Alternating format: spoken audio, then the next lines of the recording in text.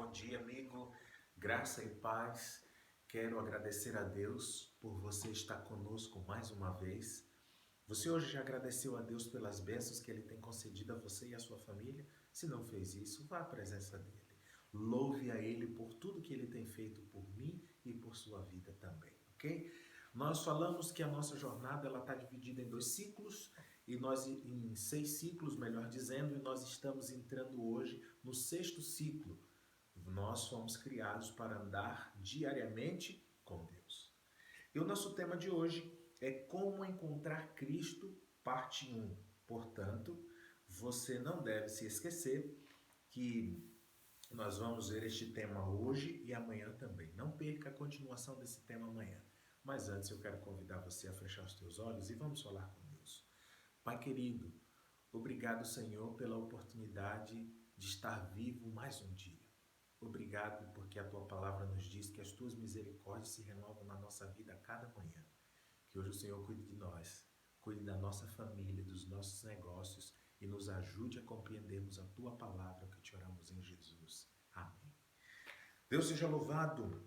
Nós temos uma necessidade constante, uma busca inerente de preencher os vazios no nosso coração. A gente já viu isso em jornadas anteriores, quando a gente falou ali de Eclesiastes capítulo 3, especialmente o verso 11, e a gente descobriu que existe um vazio no nosso coração que só pode ser preenchido por Deus.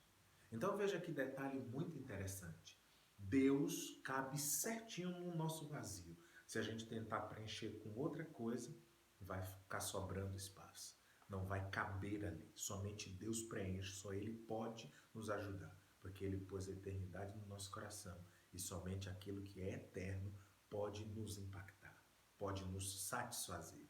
É por isso que a gente sempre vive nessa corrida louca da vida, e a gente falou sobre isso.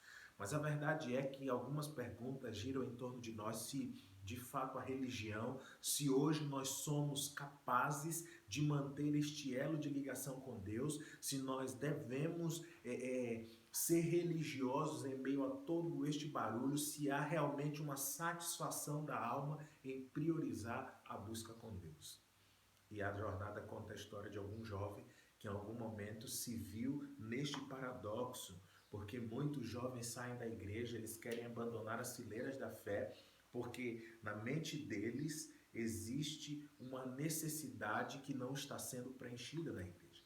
A gente poderia trabalhar aqui num espectro maior este assunto, mas a verdade é que hoje, diante de tantas religiões, de tantas denominações religiosas, melhor assim colocando, nós ficamos confusos para onde nós vamos, o que nós devemos fazer, qual é o certo, qual é errado, se todos estão em nome de Deus, se todos foram enviados por Deus porque ensinam coisas diferentes.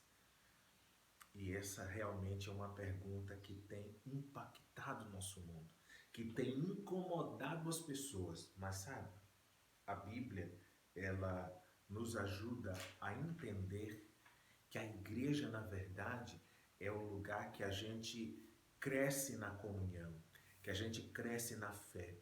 Porque, na verdade mesmo, o que nos alimenta espiritualmente é a palavra. E se a gente busca a palavra com intensidade, encontra a palavra e é liberto por ela, Deus nos mostrará aonde nós devemos congregar. Mas eu adianto para você, e talvez um dia a gente gaste um tempo só falando sobre isso, mas eu garanto para você que Deus, Ele tem uma igreja e Ele direciona o seu povo para este lugar quando estes têm contato pela palavra. Infelizmente, alguns de nós vemos a religião apenas como a igreja, mas no conceito paulino, que está ali em várias cartas que Paulo enviou para as igrejas no Novo Testamento, o conceito dele de igreja somos nós, cada pessoa um templo, cada pessoa uma igreja. A gente vai lembrar que igreja, como nós conhecemos hoje, neste formato que a gente chamaria na teologia de eclesia, é esse movimento eclesiológico, poderíamos dizer assim, surgiu após a ascensão dos apóstolos, porque eles estavam ali trabalhando ainda o conceito de Jesus, o conceito dos dias deles, que era o conceito de sinagoga. A gente não vai entrar muito no aspecto histórico aqui, porque não é o propósito, mas o fato é que a igreja deve ser enxergada como nós. O templo é apenas o lugar, o espaço físico é apenas o lugar onde a gente vai crescer na fé. A gente vai compartilhar e vai receber. É o lugar de troca, aonde você leva aquilo que você aprendeu, mas aquilo é um lugar também que você aprende com a experiência do outro. Mas ser religioso não se resume apenas a ir à igreja. Mas é interessante que estes jovens, por talvez terem uma visão distorcida do que é ser igreja, eles sentiam essa necessidade, né, de preencher ali esses vazios e não encontrava dentro da igreja a solução. E aí, em algum momento da nossa vida ou algum momento da sua vida, você pode ter se sentido perdido. Você pode ter andado numa direção que você olhou e disse assim, opa, tomei uma rota equivocada e agora eu não sei como retornar. Mas olha, é interessante que quando a gente olha para alguns personagens bíblicos, eles também tiveram uma necessidade e talvez um desespero nessa busca por encontrar Deus. Quando a gente olha os momentos que eles tiveram esta necessidade, especialmente foram os momentos mais difíceis, aterrorizantes e de sofrimento. E por esta razão, isso incomodou eles. Os incomodou de uma forma tão grandiosa, mas tão grandiosa, que eles precisavam encontrar-se com Deus para que pudessem ter as suas necessidades satisfeitas. Talvez eu esteja falando para você que disse assim, ok, pastor, durante estes 11 dias que já se passou, eu tenho tentado encontrar-me com Deus. Mas infelizmente eu ainda não encontrei e eu já estou desistindo. E talvez eu já estou desesperado porque eu tenho ouvido um ou outro ali mencionando que tem se encontrado com Deus, tem se relacionado com Ele e eu ainda nada. E aí você pode estar vivendo assim como Jó. Abra sua Bíblia comigo aí, no livro de Jó, que fica antes de Salmos, capítulo 23, o verso 3. Abra sua Bíblia, o seu smartphone, como é de costume, nós vamos ler a palavra do Senhor. O último pedacinho ali do texto, Jó ele diz assim, se eu soubesse onde o poderia achar. Esse era um clamor de uma alma faminta, de alguém que estava desesperado, no auge da sua dor, do seu sofrimento, das suas inquietudes, dos problemas que a vida lhes trouxe, porque a gente sabe que o contexto do livro de Jó era um contexto de sofrimento, onde estava ali presente uma luta entre o bem e o mal, e no meio estava Jó sofrendo as represálias e os ataques do mal. E em meio a este sofrimento, Jó declara, se eu pudesse o encontrar. Ele queria encontrar-se com Deus, e às vezes este é o clamor da nossa alma. Se nós pudéssemos encontrar o Senhor, aí a gente diz as coisas poderiam ser diferentes. Mas alguns outros homens na Bíblia, especialmente no Novo Testamento, eles obtiveram sucesso, eles tiveram, assim, algo muito especial ao encontrar-se com Deus.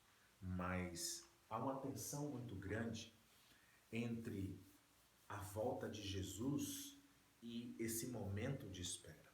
Nós vivemos em um tempo onde somos todos os dias bombardeados pelos problemas e eu costumo dizer pelos dardos que são as setas e até mesmo as dificuldades que o inimigo ele direciona para a gente todos os dias. Em algum momento a gente pode perder de vista o ideal da volta de Jesus. E sabe, amigos, a maior tristeza que pode viver um ser humano é quando ele vive sem esperança. E nós vivemos um mundo onde, de fato, nós não temos como esperar um futuro melhor. Para alguns, acreditam que Jesus já voltou de forma simbólica, aonde ele tem recolhido alguns dos seus. Para outros, que jogam para o futuro, eles vão dizer que Jesus ainda vai voltar. E quando ele voltar, ele também vai levar apenas alguns de forma secreta. Mas não é isso que a palavra de Deus nos apresenta. Quando Deus nos fala sobre salvação, mostra um Deus que vai em busca do perdido. Agora, pastor, todos vão ser perdidos? Nós já falamos sobre isso. E aí depois dá uma lida ali em João capítulo 10, quando Jesus declara que ele é o bom pastor, que ele tem outras ovelhas e dá a vida por essas ovelhas e que ele vai em busca dessas ovelhas. E então haverá um rebanho e um só pastor. Jesus está falando que nesse momento da história, onde o mundo inteiro está desesperado por uma pandemia, onde o mundo inteiro está preocupado como vai ser o futuro da nossa nação, pelas tantas dificuldades que nós temos vivenciado e por outras que ainda virão, Jesus diz assim: eu estou indo em busca de você. Eu estou indo com o meu plano de resgate para te tirar deste mundo tenebroso. Mas pastor, como eu faço para ser salvo? Apenas aceita. Apenas aceita todos os dias a graça de Jesus, porque ela transforma, ela nos muda, ela nos dá uma perspectiva melhor de vida, ela nos faz aspirar um futuro melhor, ela nos faz sentirmos tranquilo em meio à dor e em meio ao sofrimento, porque nós assim obteremos a certeza de que Cristo Jesus em breve vai voltar e, conforme diz a palavra, não será de forma secreta para buscar alguns que ele selecionou, mas todo o olho verá, até mesmo aqueles que já morreram, eles vão ressuscitar para ver Jesus em glória. É claro que esse assunto ele tem as suas minúcias, porque tem primeira, segunda ressurreição, e a gente vai explicar isso em algum momento para vocês também. Mas o interessante é que a Bíblia diz que todo o olho verá, até mesmo aqueles que já morreram, eles vão ressuscitar e vão comparecer diante de Deus. E ali, os que serão salvos, não é um grupo que Jesus olhou e disse, este é o melhor do que aquele, mas é o grupo que durante esta vida se permitiu ser transformado por Deus. É um grupo que permitiu que a graça de Cristo repousasse sobre ele. É um grupo que gastou tempo nas primeiras horas do dia para poder buscar ao Senhor.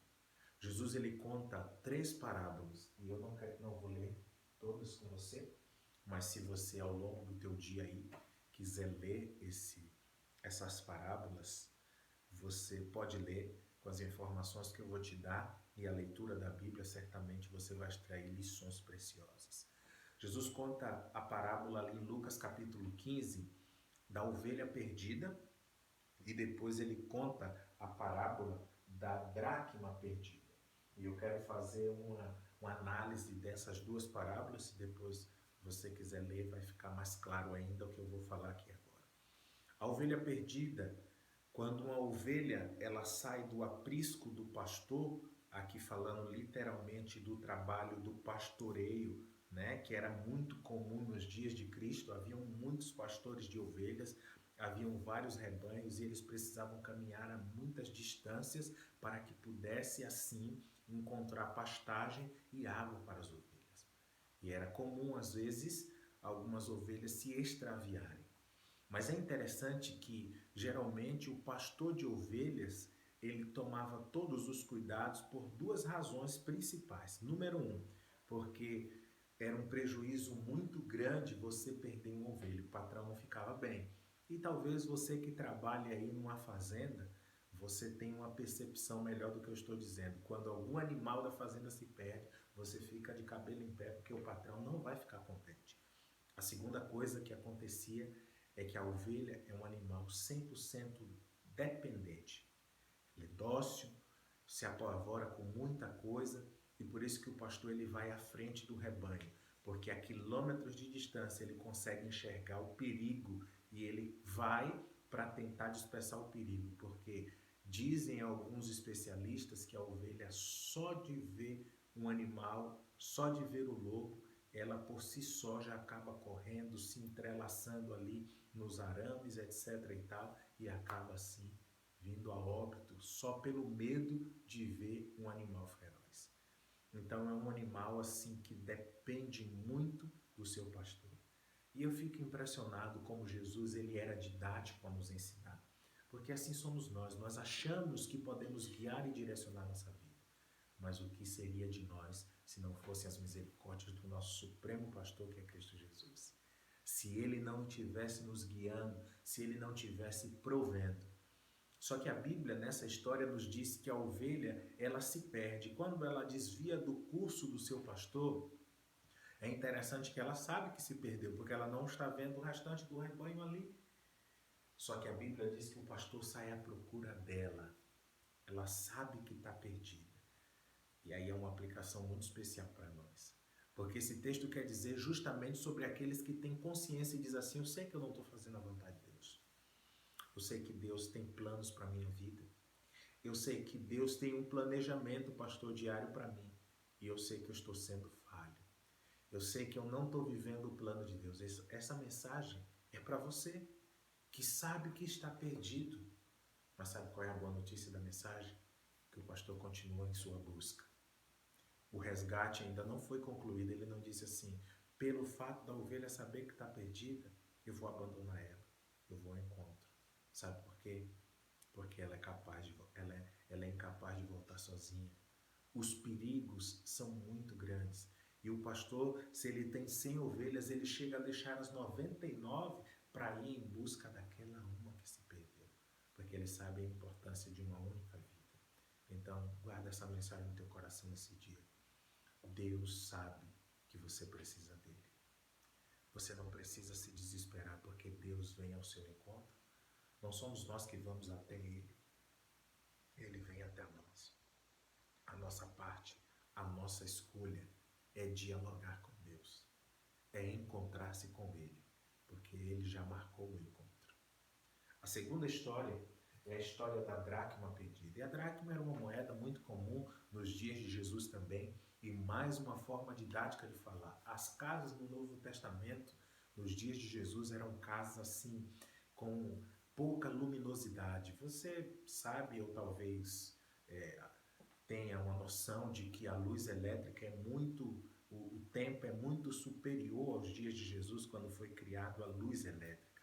E nos dias de Jesus, as pessoas acendiam uma candeia, uma lamparina em suas casas para que pudessem assim ter a luminosidade à noite. Eles utilizavam o azeite, nessas lamparinas para que elas ficassem a noite inteira ali acesas.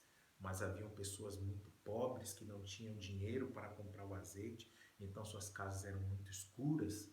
Geralmente a única luz que batia na casa era a luz da lua, mas um detalhe muito importante, porque as casas elas eram construídas diferentemente do que nós vemos de algumas construções hoje. Havia apenas uma porta, na sua maioria uma janela muito pequena, e havia pouca iluminação externa dentro da casa. As casas eram feitas de chão batido e havia muita poeira. Então, quando você perdia algo ali dentro de casa, por mais que fosse de dia, como a luz externa entrava muito pouco, era muito difícil de você encontrar.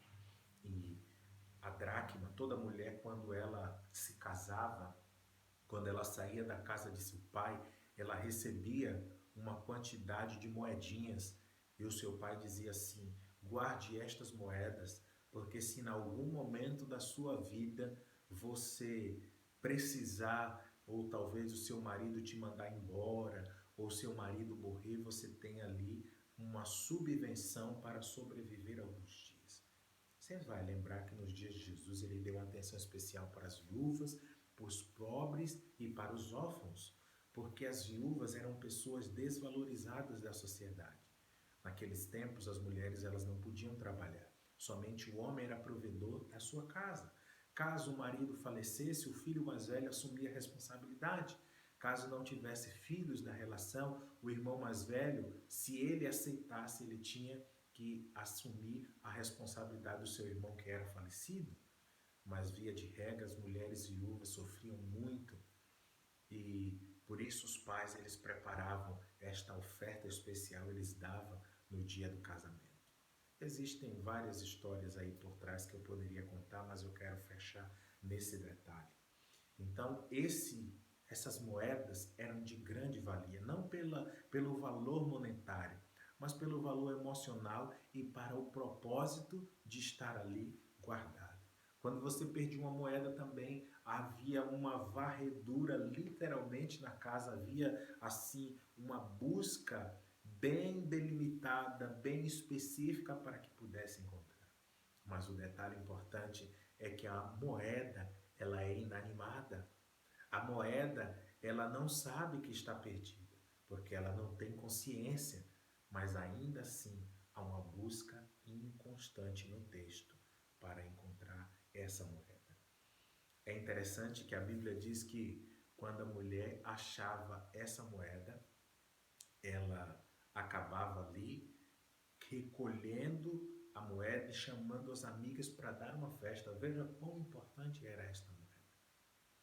E mesmo moeda suja, porque ali havia muita poeira, tem uma aplicação muito interessante para nós, porque a moeda, ela tinha inscrição ali do governo, do poder reinante, o ano, etc e tal. Como a gente conhece as moedas hoje, era mais ou menos da mesma forma naqueles dias.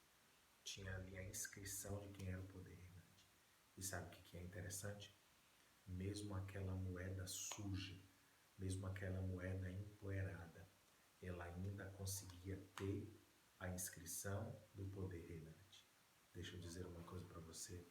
Mesmo eu e você, sujos pelo pecado, às vezes inconscientes de estarmos perdidos, às vezes achando que estamos fazendo a vontade de Deus, mas na verdade a gente está inflando apenas o nosso ego, ainda assim a gente contém a imagem e semelhança de Deus. A palavra nos diz que nós somos criados conforme Gênesis, conforme a imagem e semelhança de Deus. E ainda que decaímos moralmente conforme Romanos, ainda que vivamos sob a tutela do pecado hoje, ainda assim não se apagou de nós a inscrição do poder reinante, a imagem e semelhança de Deus. Por isso, enquanto há vida, enquanto a porta da graça ainda está aberta, existe oportunidade de salvação para aqueles que sabem que estão perdidos e para aqueles que vivem uma vida de ilusão. Acreditam que está fazendo a vontade de Deus, mas na verdade está perdido dentro da própria casa de Deus. Quero dizer para você que o Senhor deseja grandemente, poderosamente te encontrar também, porque todos nós somos importantes para Deus. Para fechar essas parábolas, Jesus conta uma terceira parábola, que na verdade esta parábola ela é o resumo da primeira, que é a ovelha perdida, e da segunda, da dracma perdida. A parábola do filho pródigo. E essa parábola ela é extraordinária, porque talvez você já ouviu essa história e a gente enfatiza muito bem a história daquele filho que saiu e que aproveitou a vida, que farriou com o dinheiro do pai. Quando ele volta, o pai o recebe de volta, e aí a gente fica trabalhando aquele paradigma, né, de se foi certo ou se foi errado, se ele foi justo ou foi injusto em receber o filho de volta e não levar em consideração, por exemplo, aquele que ficou e foi servo durante o período que o irmão esteve distante, que esteve com o pai, olhando os negócios, cuidando dos negócios, e a gente começa a entrar neste pormenor. Mas deixa eu dizer para você um detalhe importante. Há um texto ali que faz toda a diferença, que é quando o filho ele reclama ao pai que lhes dê a herança. Eu quero dizer para você uma coisa muito interessante. No verso 12 é o que diz: o mais moço deles disse ao pai: Pai, dá-me a parte dos seus bens que me cabe. E o texto não acaba aí, mas segura que eu já vou pegar a segunda parte do texto. Quando o filho, em outras palavras, ele diz assim: Pai, me dá a minha herança. Você já viu um pai dar herança em vida ao seu filho? Geralmente a gente recebe herança de pai, de avô, de mãe, etc. e tal, quando nós o perdemos, quando esta pessoa já faleceu. Geralmente na vida o máximo que a pessoa faz é o testamento, para dizer, ó, metade disso vai para fulano, outra metade para ciclano, e assim sucessivamente. Mas ninguém recebe a sua herança quando o pai está vivo ou quando a mãe está viva. E o filho, ele diz assim: Pai, eu desejo a minha herança. Sabe o que ele queria dizer, em outras palavras? Ele queria dizer assim: Pai, eu quero que você morra, porque somente com a sua morte eu serei capaz de receber a minha herança. O filho, naquele momento, iludido com as coisas do mundo, ele queria a morte do seu pai para que pudesse aproveitar os prazeres do mundo. E sabe, a gente dá um foco muito grande nesse menino mais moço, mas olha que detalhe no final do verso 12 de Lucas capítulo 15, a palavra nos dá. Em resposta ao pedido do filho, diz assim, e ele, o pai, lhes repartiu os haveres. Então, quando ele reparte os haveres, nós entendemos que o filho mais velho, que ficou em casa, ele também recebeu a sua parte. E aí faz todo sentido, porque quando a gente olha as duas parábolas que Jesus falou, ele falava primeiro de um que sai e se perde, que é a ovelha, que está caminhando e sabe que está perdida, e o outro é quem fica em casa e se perde dentro da própria casa. E infelizmente, este segundo filho, apesar de estar em casa servindo ao seu pai, ele estava perdido, o seu coração estava distante, porque de uma forma ou de outra também ele desejou a morte do seu pai. O grande resumo, eu poderia fazer várias aplicações desse texto, mas o grande resumo dessas três parábolas é que essas parábolas representam a mim e ela representa você. Nós só precisamos definir de que lado nós estamos. Se nós somos aqueles que saíram e estamos perdidos e sabemos que estamos perdidos, ou se a gente não está dentro de casa, da casa do Senhor, servindo a Ele, buscando a Ele e nós estamos perdidos. Mas sabe qual que é a boa notícia de tudo isso? Que o pastor das ovelhas, que a mulher da parábola representam Jesus. Que o pai dos filhos, né? Porque para mim não é apenas um filho, apesar de haver uma ênfase em um, mas o pai do mais moço e do mais velho é o próprio Jesus. E ele vai ao nosso encontro. Ele nos abraça aonde nós estamos, sabendo ou não sabendo que estamos perdidos, numa condição ruim ou numa condição boa. Jesus vai nos encontrar. E é isso que a jornada de hoje quer dizer para mim e para você. Não importa quem você é, não importa quem você foi ou não importa o que você será. Você apenas precisa marcar um encontro com Deus, aparecer neste encontro e deixar Ele guiar a sua vida.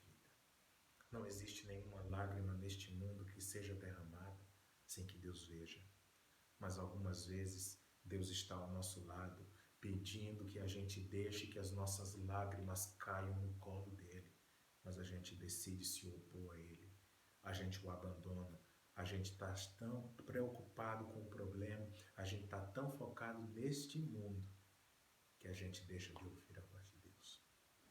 Por isso, neste mundo tão barulhento, por isso, neste mundo tão desigual, onde as pessoas pouco se importam uma com as outras, há uma alegria de olharmos para a palavra do Senhor e sabermos que Deus para todo o universo se for preciso para que venha te alcançar, para que venha atender a sua necessidade, para que venha falar fundo ao seu coração, para que Ele possa te resgatar.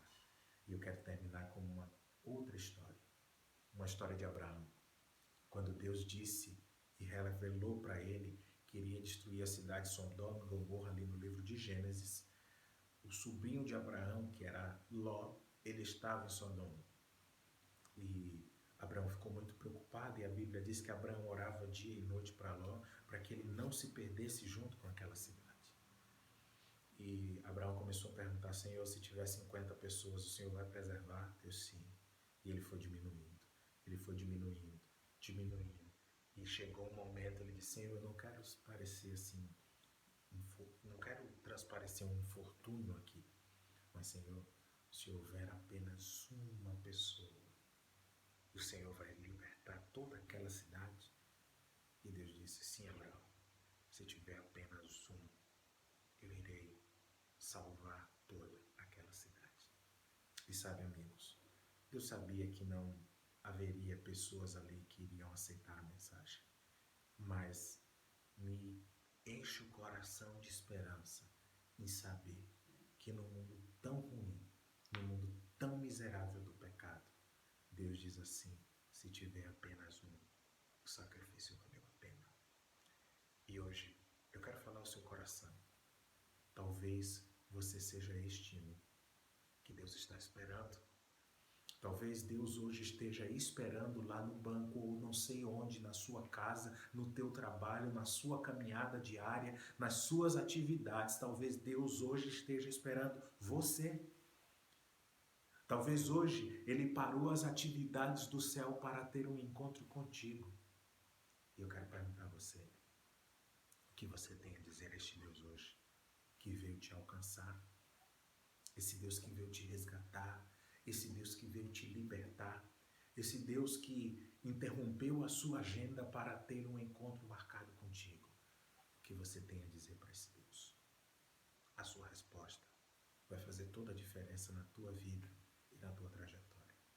Eu espero que você segure firme na mão do Senhor, porque nós vivemos um tempo de pandemia, onde nós somos impedidos de visitar e de receber visitas na nossa casa por causa do isolamento social. Mas existe um convidado de honra que ele pode visitar a nossa casa, que ele pode visitar o nosso coração. E esse convidado é Cristo Jesus. Convide ele hoje para estar na tua casa. Convide ele hoje para estar na tua vida. E que Deus te abençoe. Vamos orar. Pai querido, obrigado, Senhor, porque mesmo quando o nosso GPS falha e tomamos uma rota equivocada na nossa vida, o Senhor nos ajuda a retornarmos para o caminho correto. O Senhor recalcula a nossa rota e nos firma os pés no caminho que nos levará à salvação. Obrigado porque o Senhor tem prazer em estar na nossa presença.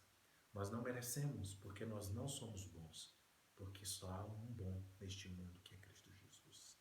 Mas, Pai, nos ajuda a termos um encontro contigo hoje, a segurarmos na tua mão e andarmos contigo, a confiarmos a nossa vida em ti e a termos todos os nossos planos e projetos em tuas mãos.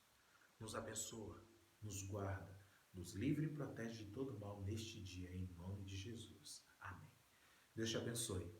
Não perca amanhã, nós vamos dar continuidade a este tema e Deus seja louvado por sua vida. Um abraço, até amanhã.